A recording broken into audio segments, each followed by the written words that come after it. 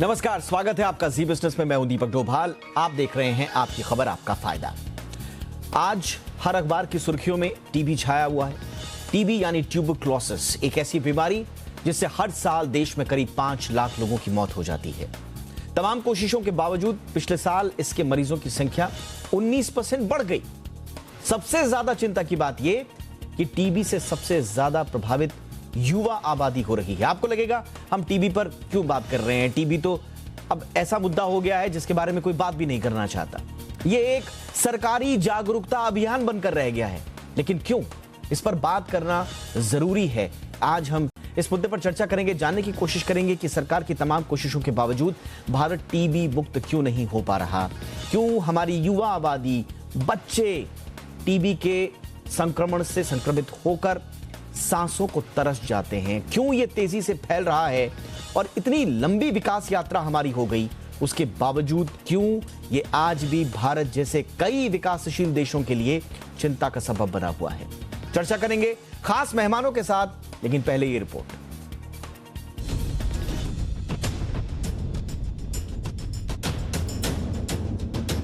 TB यानी tuberculosis एक ऐसी बीमारी जिसका नाम सुनते ही लोगों के चेहरों पर मौत का खौफ दिखने लगता है। कई लोग तो इस बीमारी को लाइलाज मानते हैं, लेकिन ऐसा नहीं है। समय पर अगर बीमारी का पता चल जाता है तो इसको भी खत्म किया जा सकता है, लेकिन लोगों की लापरवाही के चलते ही इस बीमारी ने 140 साल बाद भी हमारा पीछा नहीं छोड़ा है।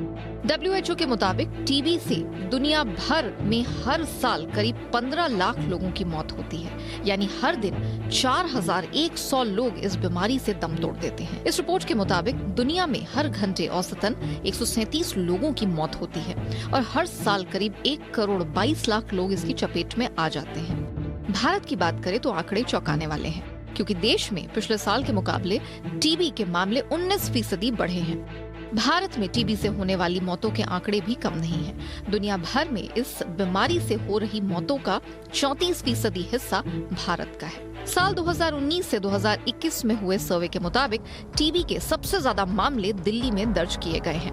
दिल्ली में 98,483 लोग इस बीमारी से ग्रसित मिले हैं। दिल्ली में हर 1 लाख की आबादी में 534 लोग इसकी चपेट में हैं।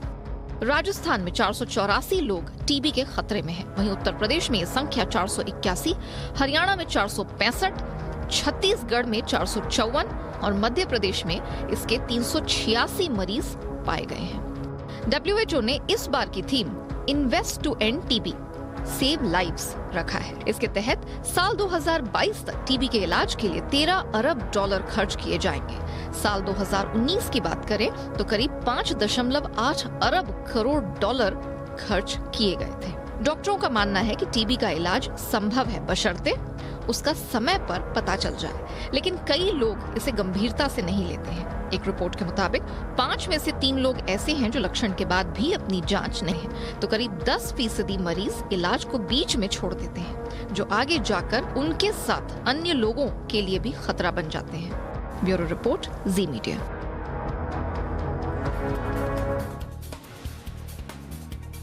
और आइए इस पर चर्चा करते हैं। खास मेहमान इस वक्त हमारे साथ मौजूद हैं। सबसे पहले परिचय आपका कराते हैं उर्वशी प्रसाद जी से, जो कि डायरेक्टर हैं DMEU में, नीति आयोग में। उर्वशी मैम, बहुत बहुत स्वागत है आपका हमारे शो पर। हमारे साथ हैं डॉक्टर विक्रम जग्गी, जो कि सीनियर पल्मोलॉजिस्ट हैं। डॉक्टर जग्गी, बहुत बहुत स्वागत है हमारे शो पर आपका। डॉक्टर प्रशांत छाजेड़ हमारे साथ हैं, जाने माने पल्मोलॉजिस्ट हैं फोर्टिस हॉस्पिटल में। प्रशांत जी, आपका भी बहुत बहुत स्वागत है। उर्वशी मैम, आपसे ही मैं चर्चा की शुरुआत करना चाहूँगा। आप स्वयं नीति आयोग में हैं, वहाँ पर देश तमाम इस तरह की बीमारियों से लड़ने, देश को स्वस्थ बनाए रखने के लिए नीतियों पर काम करते हैं आप लोग। आप लोगों का ऑब्जर्वेशन क्या है मैम? कारण कई होंगे, हमने लास्ट ईयर 19% का उछाल देखा है। क्या ऐसी वजह हैं, कमी कहाँ रह रही है जहाँ पर ठोस काम करने की आवश्यकता है अगर हमें टीबी मुक्त भारत बनाना है? जी, तो जैसे कि आपकी रिपोर्ट ने भी दिखाया कि टीबी बहुत लंबे समय से समस्या है, बहुत बड़ी समस्या है। लेकिन कोविड की वजह से उसमें जो हम ये जो कुछ स्टैटिस्टिक्स देख रहे हैं, उसका मेरा मानना है कि कोविड का उस पे काफ़ी इम्पैक्ट हुआ है। क्योंकि क्या होता है कि जो आपकी रूटीन एक स्क्रीनिंग होती है, जो हर स्टेट में करी जाती है, जो आपके हेल्थ वर्कर हैं, वो जाके स्क्रीन करते हैं, वो कई सारे जो रिसोर्सेज हैं हमारे हमारे स्टेट्स में, वो डाइवर्ट हुए हैं कहीं ना कहीं कोविड के लिए। तो वो एक बहुत बड़ी समस्या रही है। उसका असर बल्कि सिर्फ टीबी पे नहीं, अलग प्रकार की हेल्थ सर्विसेज, न्यूट्रिशन सर्विसेज पे भी हुआ है, लेकिन टीबी पे भी उसका असर हुआ है। ये कुछ सरप्राइजिंग नहीं है एक तरीके से, लेकिन इसका ये मतलब है कि अब हमें एक री एनर्जाइज्ड एफर्ट जो कहते हैं, जो कि सरकार अब कर भी रही है, कि हम हर घर में जाके स्क्रीनिंग करेंगे, डोर टू डोर स्क्रीनिंग जो होती है, कि जो हमने मिस किए हैं केसेस, शायद कोविड की वजह से, शायद और वजहें रह सकती हैं, लेकिन कोविड शायद बहुत अहम वजह रही है। वो हम उन केसेस में हम एटलीस्ट कुछ हद तक वो हम कैच अप कर सकें, उनको दोबारा से आइडेंटिफाई कर सकें। तो वो मुझे लगता है कि जो आप उछाल देख रहे हैं, वो एक बहुत ही अहम वजह हो सकती है, लेकिन टीबी उसके अलावा भी हमारे लिए बहुत गंभीर समस्या है, और हमें बहुत ज़्यादा इसमें कंसर्टेड एफर्ट करना है अगर 2025 तक टीबी मुक्त भारत हमें लाना है। बिल्कुल 2025 का जो हमारा लक्ष्य रखा गया है वो हम जरूर रखेंगे। हालांकि जो वैश्विक लक्ष्य रखे गए हैं वो 2030 के रखे हैं, लेकिन हमने थोड़ा सा अपना एक विजन चेंज करते हुए लक्ष्य को और करीब रखा है। ये अच्छी बात है कि अगर आप अपने लक्ष्य को ज्यादा टफ बनाएंगे तो उसके लिए एफर्ट्स भी उतने ही स्ट्रांग और उतने ही सीरियस होंगे। लेकिन 2025 तक की राह पर आगे हम जरूर बात करेंगे। डॉक्टर जग्गी के पास मैं चलना चाहूंगा। डॉक्टर जग्गी, लेकिन कहा जाता है कि जब भी किसी को टीबी होती है तो ये एक शारीरिक बीमारी तो है ही, मानसिक रूप से भी आदमी इसमें उलझता है, लेकिन उससे ज्यादा ये सामाजिक बीमारी भी है। टीबी किसी को हो गया तो उसको बहिष्कृत कर देना, उसको नीचा दिखाना, उसके साथ ऐसे सलूक करना जैसे कि वो इस समाज का हिस्सा ही नहीं है, और इस कारण लोग इसे छिपाते भी थे। ये जो अवधारणा, ये जो मानसिकता है समाज की, बीते कुछ सालों में डॉक्टर जग्गी क्या ये बदली है? क्या हम एक सही दिशा में बतौर समाज, बतौर सोसाइटी आगे बढ़ पाए हैं?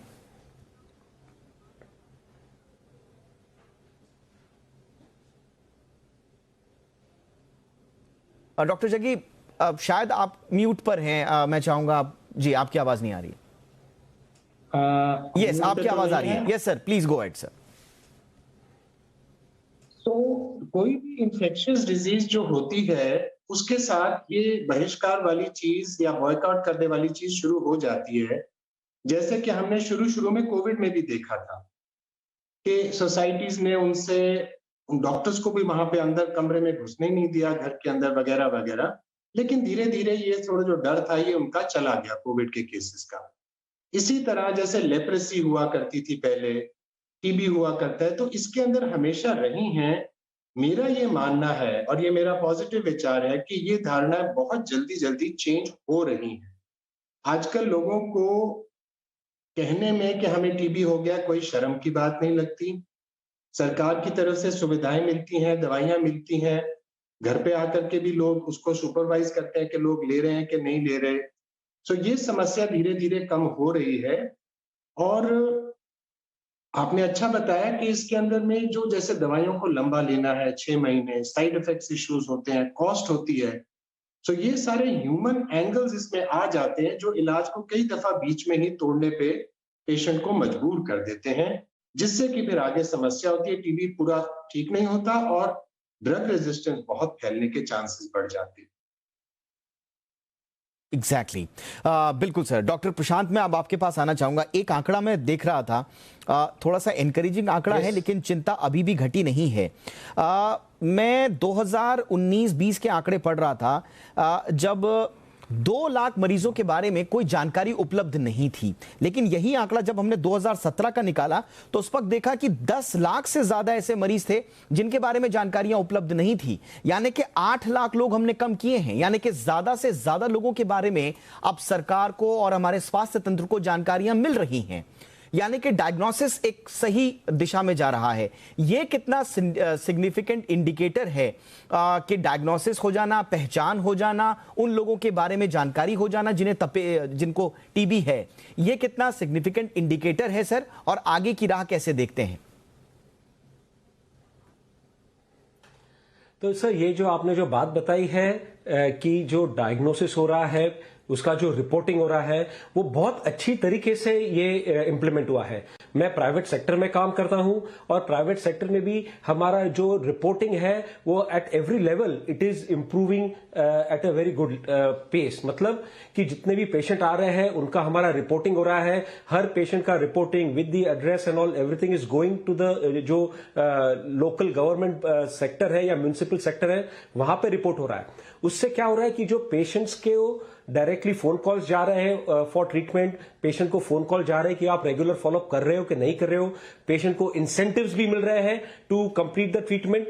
एंड ओवरऑल अगर मैं देखूंगा कि अभी reporting TB case is become मतलब ये बहुत अच्छी तरीके से पिकअप हुआ है। मैं आपको बॉम्बे की बात कर सकता हूं, तो इसका बेनिफिट ये रहेगा कि जैसे रिपोर्टिंग इंप्रूव होता है वो हिसाब से जो गवर्नमेंट अपनी की जो फैसिलिटीज है वो पेशेंट को बेनिफिट लेने में थोड़ा आसान जाता है। Doctor Prashant, I am sorry sir, मैं आपको टोक रहा हूं, आई एम सॉरी सर, मैं आपको बीच में टोक रहा हूं। दरअसल एक बड़ा महत्वपूर्ण सवाल हमारे दर्शकों का भी रहा है कि क्या मुंबई से रिलेटेड, क्योंकि ये बात है, क्या सर एरिया वाइज भी या ज्योग्राफी वाइज भी क्या टीबी के पेशेंट्स में कोई आप नंबर्स में कोई चेंजेस देखते हैं? कहा जाता है कि जो ट्रॉपिकल रीजन्स हैं वहां पर ज्यादा होता है बनस्पत दूसरे इलाकों के। क्या क्या ज्योग्राफी का कोई कनेक्शन है सर?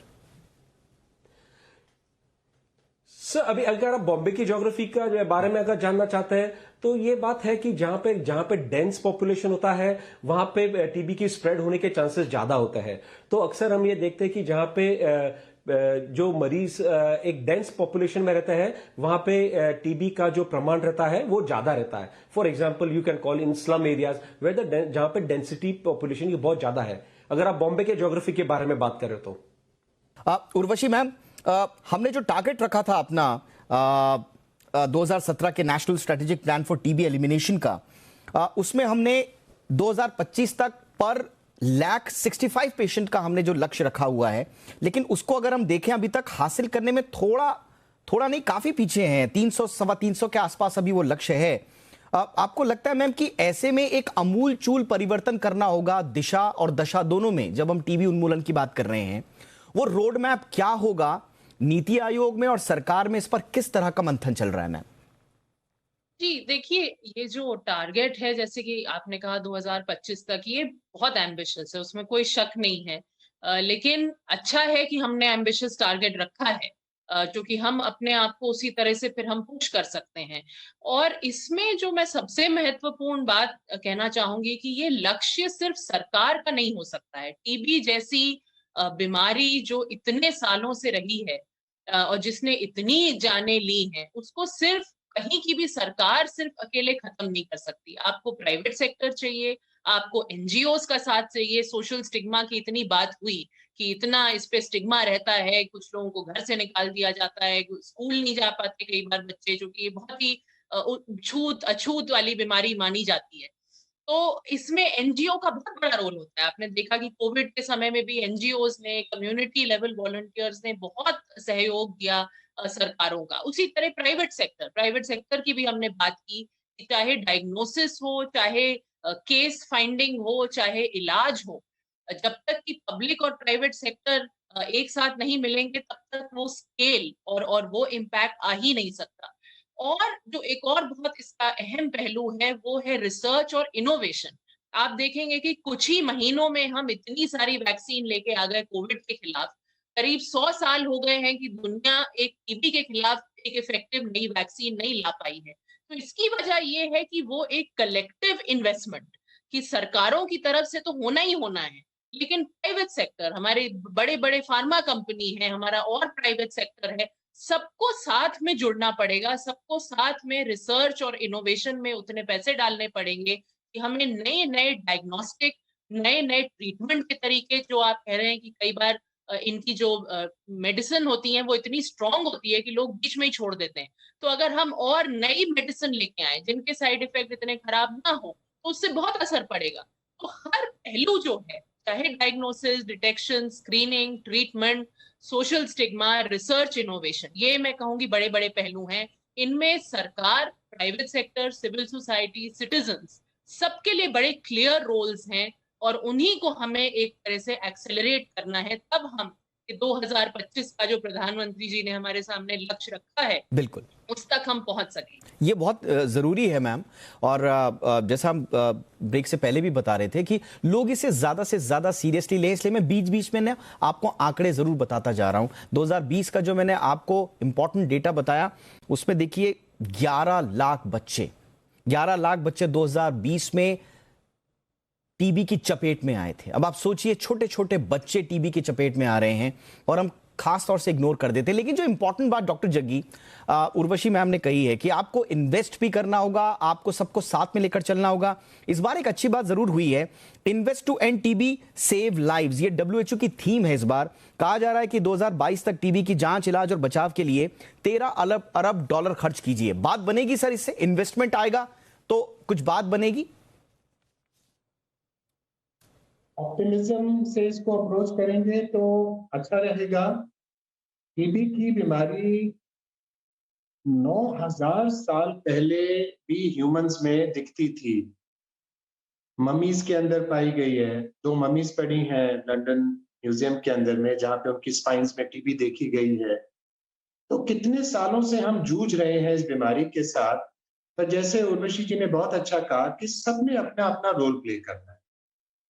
मरीजों ने छुपाना नहीं है इस चीज को, आगे आना है और उन सिंपल चीजों को कि कोई भी बुखार जो लंबा चल रहा है, समझ में नहीं आ रहा, खांसी 3 हफ्ते से ज्यादा हो गई है, खांसी में अगर ब्लड आ रहा है, वेट लॉस वगैरह हो रहा है, ये बड़े क्लियर लक्षण हैं टीबी के। ऐसे में सामने आए, इन्वेस्टिगेट करें। डॉक्टर्स का रोल है कि वो सिर्फ एक्सरे के बेसिस के ऊपर टीबी का इलाज ना शुरू करें, कंफर्मेशन लें जो बड़ी आसानी से स्पूटम टेस्ट से हो जाती है। और सारे लोग मिलके, समाज और एनजीओज वगैरह, डॉक्टर खास तौर पे, पेशेंट्स को एनकरेज करें कि 6 महीने के इलाज बीच में छोड़े नहीं। आमतौर पे क्या होता है, जहां 2 महीने में मेरे पेशेंट को थोड़ा अच्छा लगना शुरू करता है, वो अपने इलाज को छोड़ देता है फॉर वन रीजन और द अदर। उसको भी बात होगा, बाद में जाके औरों को भी फैलाएगा। और बहुत डेंजरस किस्म का टीबी, जो ड्रग रेजिस्टेंट टीबी होता है, उसको बहुत जबरदस्त एनकरेजमेंट मिल रही है। सो मेरा ये संदेश है कि अपना अपना रोल सब अगर प्ले करेंगे। बिल्कुल सर, ये वाकई में ये बात पते की है कि अपना अपना रोल हर कोई स्टेक होल्डर इसमें प्ले करे। डॉक्टर प्रशांत, एक आखिरी सवाल आपसे, ये मल्टी ड्रग रेजिस्टेंस की जो बात हो रही है, आज भी हम देख रहे हैं कि इलाज के दौरान अगर 20-22 लाख लोगों को हर साल टीबी हो रहा है तो 2-2.5 लाख जो है इलाज के दौरान अपना ये बंद कर देते हैं। उसके रीजंस बहुत होंगे। क्या संदेश देंगे ऐसे लोगों को कि एक तरफ दिशा सही थी, टाइम पे उनका अर्ली जो भी था, उनका बीमारी का पता चल गया, इलाज शुरू हो गया, लेकिन इलाज छोड़ने के बाद उनको बचाना अब ज्यादा मुश्किल?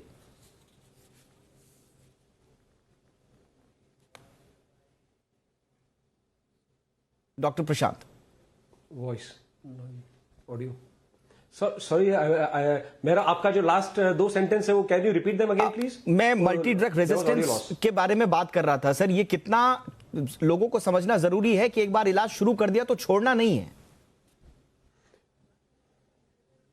यस, तो सर ये बात के लिए ना मैं एक बहुत इंपॉर्टेंट पॉइंट कहूंगा। जब भी हम पेशेंट्स को टीबी के लिए डायग्नोसिस करते हैं, उनका ट्रीटमेंट चालू हो जाता है, हम उसी टाइम ही अपफ्रंट पेशेंट्स को बता देते हैं कि यदि आपका ये ड्रग सेंसिटिव टीबी है, ये आपका लिमिटेड 6 मंथ्स ड्यूरेशन का ट्रीटमेंट है, आपको इसको सही से लेना है। यदि आप इसे ब्रेक करोगे तो आपको ड्रग रेजिस्टेंस होने का चांस है, और इसमें जो दवाइयां लगती है वो 1.5 से 2 साल तक लगती है आपको, एंड साइड इफेक्ट ज्यादा होते हैं। तो व्हाट वी हैव, हमने जो शुरू किया है सबको अपफ्रंट बताना कि अगर आप दवाई रोकोगे तो आपको ड्रग रेजिस्टेंस का चांस ज्यादा है, और ये बात हर फॉलोअप पे भी दोहराई जाती है पेशेंट के लिए। तो आई थिंक ये बहुत इंपॉर्टेंट वे है पेशेंट को अपफ्रंट बताना है कि ये रिस्क हो सकता है। आपने एक इंपॉर्टेंट बात ये भी कही कि लोग पेशेंट्स को साइड इफेक्ट्स हो जाते हैं, पेशेंट्स दवाइयां छोड़ देते हैं। तो अभी हम और एक इंपॉर्टेंट चीज करते हैं कि जब भी हमारा पेशेंट के साथ पहला कंसल्ट होता है, दवाई चालू करते हैं, हम उसी टाइम पे उन्हें कॉमन साइड इफेक्ट्स बता देते हैं कि भाई ये साइड इफेक्ट्स होने की संभावना है। यदि आपको ये साइड इफेक्ट्स हो तो then you have to contact the health care provider again, ताकि आपको अगर कोई साइड इफेक्ट हो, उसके लिए कोई दवाई चेंज करनी है, कोई दवाई का डोज कम करना है, कभी लीवर पे सूजन आई है तो कोई देर के दवाई एडजस्ट करनी है, तो हम ये देखते हैं कि यदि हम पेशेंट्स को एडवांस में बता दें कि दवाई के क्या साइड इफेक्ट्स पॉसिबल है, तो पेशेंट का उसका एक अटेंशन ज्यादा होता है, पेशेंट रिपोर्ट करता है, और हमने ये नोट किया है कि पेशेंट कैन ऑलरेडी एक्सपेक्ट कि साइड इफेक्ट्स पॉसिबल है मेडिकेशन के, और इसके वजह से जस्ट साइड इफेक्ट्स हो गए, इसके लिए दवाई छोड़ दी, और जो हम लोग बोलते हैं कॉम्प्लायंस कम हो गया, इसका भी प्रमाण कम हो जाता है। बिल्कुल। तो यानी कि आज के शो के बाद आपको 2-3 चीजें तो ध्यान में रखनी है। एक तो छिपाना नहीं है, किसी भी लक्षण को आपने नजरअंदाज नहीं करना है।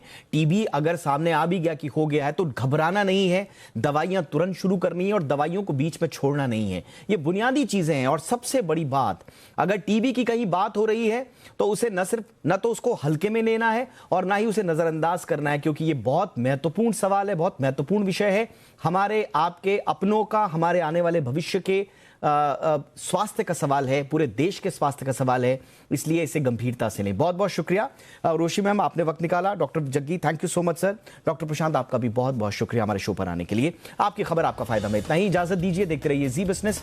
नमस्कार।